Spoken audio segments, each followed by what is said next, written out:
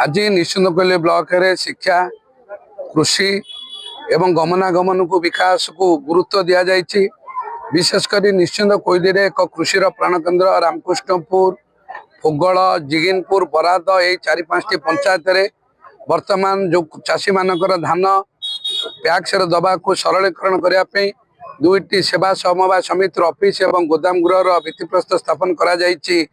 पाइकरापुर पल्लीश्री एवं बलदेवजू जिगिनपुर एवं दुईटी पुरातन विद्यालय जो विद्यालय आसंता 30 तारिख दिन सुवर्ण जयंती पालन करिब एवं एक जगन्नाथपुर जानकी वल्लभ विद्यापीठ जगन्नाथपुर फुगल एवं बालकृष्ण विद्या निकेतन जिगिनपुर ए दुईटी विद्यालयर एक वर्ष पूर्वे मुझे आसी श्रेणी गृह अभाव थिला, पिला माने पाठ पढ़ियार अभाव थिला, तार टेंडर प्रक्रिया सरी से दुईटी विद्यालय आज शुभ शिलान्यास करागला।